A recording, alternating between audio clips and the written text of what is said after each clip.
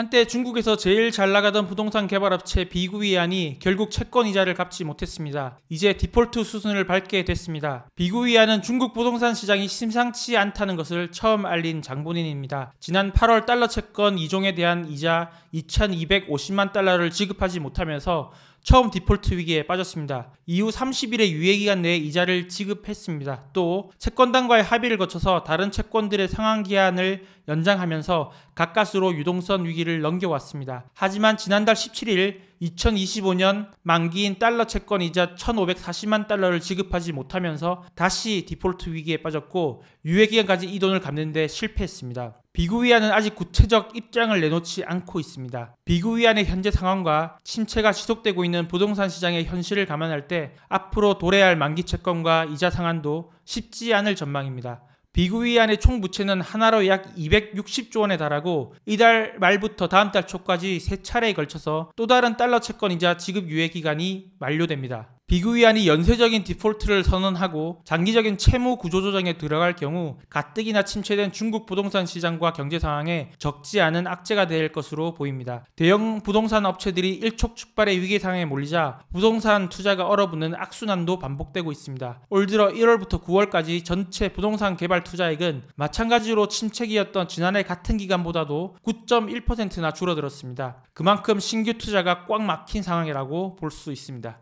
더 심각한 것은 비구이안만의 문제가 아니라는 점입니다. 헝다그룹은 이달 30일 홍콩 법원에서 회사 청산 여부를 결정하는 심리를 앞두고 있습니다. 헝다가 최종 부도를 맞을 경우 비구이안 디폴트에 이어 최근 위기론이 커지는 중국 부동산 시장에 또 한 번 큰 충격이 될 전망입니다. 민간 부동산 업체의 연쇄 디폴트와 파산도 우려됩니다. 헝다그룹은 지난 6월까지 3,320억 달러, 한화로 약 450조 원 이상의 부채를 보유하고 있습니다. 이 돈은 한국이 전체 외환 보유액과 맞먹는 수준인데요. 여기에는 공급업체에 지불해야 하는 돈, 미완성 프로젝트, 채권 및 대출 의무 등이 모두 포함되어 있습니다. 헝다그룹의 파산은 다른 중국 부동산 회사로 파급될 가능성이 크고 헝다가 현재 진행 중인 채무조정 계획 이행이 어려워지면서 시장에 큰 혼란이 예상됩니다. 또 중국 당국은 시자인 헝다그룹 회장을 여러가지 범죄 혐의로 조사 중이라고 밝힌 상태입니다. 시자인 회장의 정치적 권리와 이동권도 박탈한 상태입니다.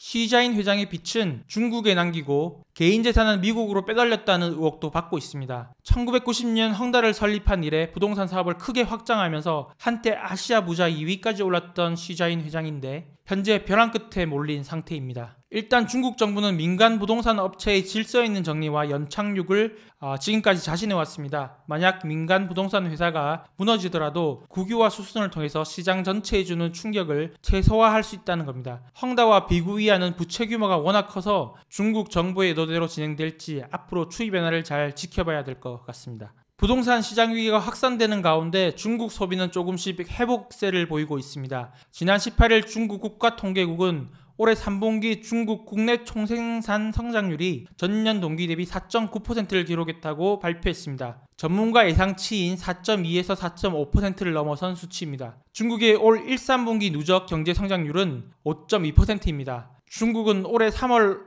경제 성장률 목표치를 5% 안팎으로 제시했는데 목표 달성은 무난할 것으로 전망됩니다. 경제 성장률이 예상치를 웃던 것은 소비가 되살아난 영향이 컸습니다. 같은 날 발표된 9월 소매 판매는 전년 동기 대비 5.5% 증가의 시장 전망치인 4.5에서 4.9%를 크게 앞서는 서프라이즈를 기록했습니다. 중국 정부가 7월부터 내놓은 관광 소비 촉진 정책이 효과를 거뒀다는 평가입니다. 9월 산업 생산 역시 전년 동기 대비 4.5% 증가의 시장 예상치를 웃돌았습니다. 중국 경기가 느린 회복 국면에 접어들었다는 평가가 나옵니다. 다만 앞서 살펴본 대로 비구이안, 헝다 등 대형 부동산 업체의 파산 위기가 계속되고 있는 부동산 시장은 중국 경제의 불안 요소입니다. 시장에선 중국 경제가 바닥을 쳤다는 의견과 아직은 바닥이 멀었다는 의견이 팽팽히 맞서고 있습니다. 중국 경제를 부정적으로 보는 전문가들은 부동산 위기가 현실화되고 미중 갈등이 심화돼 투자 심리에 악영향을 줄 경우 중국 경제가 장기 침체에 빠질 수 있다고 경고하고 있습니다.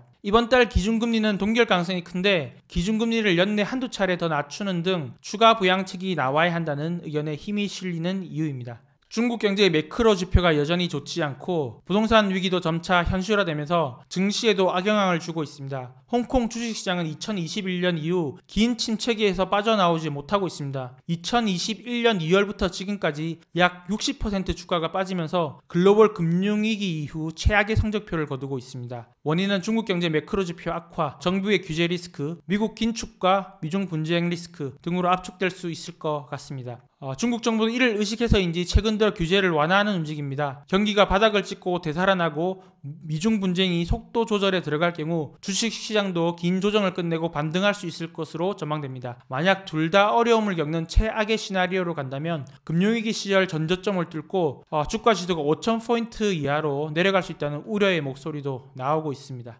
시진핑 중국 국가주석의 핵심 대외 확장 전략인 1대1로 사업이 올해 10주년을 맞았습니다. 이를 기념해 17일과 18일 양일간 베이징에서 1대1로 정상포럼이 개최됐습니다. 전 세계 140여 개 국가에서 4천여 명이 참석한 가운데 성황리에 포럼 일정이 종료됐습니다. 한국은 조승환 해양수산부 장관을 파견했고 러시아 푸틴 대통령을 포함한 1대1로 참여국 정상들이 대거 중국을 찾았습니다. 이번 정상포럼은 중국이 그동안의 1대1로 성과를 자축하는 의미가 있습니다. 중국이 1대1로에 참여하는 우호국들과 함께 대대적인 세력 과시를 한다는 측면도 있었습니다. 미국을 중심으로 한 서방 국가들의 대중국 견제가 심화하는 상황에서 보란듯이 큰 행사를 기획한 이유입니다. 1대1로는 중국에서 시작해 중앙아시아와 유럽, 동남아시아, 중동, 아프리카를 6해상으로 잇는 신실크로드 사업입니다. 중국은 1대1로 참여 국가들과 경제 협력을 넘어서 경제 공동체를 구축하겠다는 야심찬 목표를 갖고 있습니다. 중국이 지난 10년간 1대1로 참여국의 인프라 건설에 하나로 1,400조 원을 지원한 이유입니다. 시진핑 주석은 1대1로 포럼 개막식에서 1대1로 국제협력은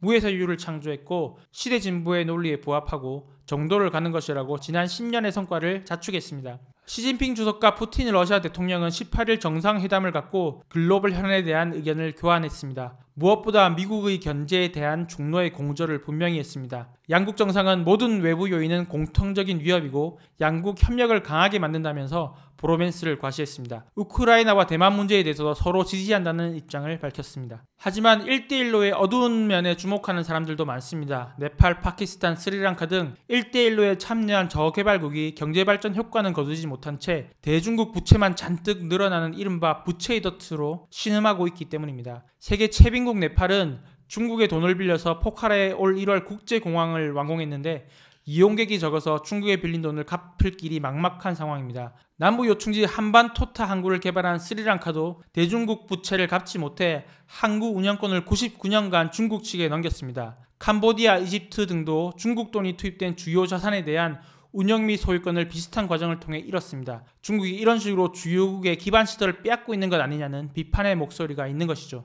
미국도 중국의 1대1로 포럼을 가만히 두고 보지 않았습니다. 중동, 아프리카, 동남아 등 중국이 1대1로를 통해 동맹국을 늘리는 것이 미국에게 여간 성가신 일이 아니기 때문입니다. 미국은 1대1로 포럼이 한창이던 지난 18일 대중국 반도체 수출 통제 추가 조치를 발표했습니다. 미국 상무부는 기존에 수출이 허용되던 저사양 인공지능 칩도 규제 대상에 새롭게 포함시켰습니다. 엔비디아가 중국 시장을 겨냥해 내놓은 A800, H800 등이 수출 통제 대상에 오르게 됐습니다. 또 중국으로의 재수출 위험이 있는 40여 개 국가를 수출하는 경우에도 미국의 허가를 받도록 했습니다. 그러자 곧바로 필라델피아 반도체 지수에 포함된 반도체 기업 30여 개의 시집가 총액이 약 730억 달러 증발하면서 시장에 영향을 줬습니다. 엔비디아 주가는 장중 8% 가까이 폭락하는 모습도 보였습니다. 미국이 자국 기업이 손해를 감수하면서도 대중 수출 통제 고삐를 더 강하게 쥐고 있는 것인데 연내 바이든 대통령과 시진핑 주석이 만날 수 있을지 또 이를 통해 극한 대립 양상을 누그러뜨릴 수 있을지 주목됩니다. 미국도 내년 선거가 있고 이팔 전쟁, 우크라이나 전쟁 등 미국이 중국에 포커싱하는 동안 세계 곳곳에서 새로운 갈등이 확산되고 있어서 이를 관리해야 하는 부담도 있습니다. 가뜩이나 어려운 경제를 회복시키고 투자 심리를 안정시키기 위해선 중국도 미중 갈등이 극한으로 가는 상황을 막아야 합니다. 이런 점을 감안할 때 앞으로 남은 2달여 기간 미국과 중국의 숨막히는 외교전이 펼쳐질 것으로 보입니다. 지금까지 베이징에서 이준이었습니다. 감사합니다.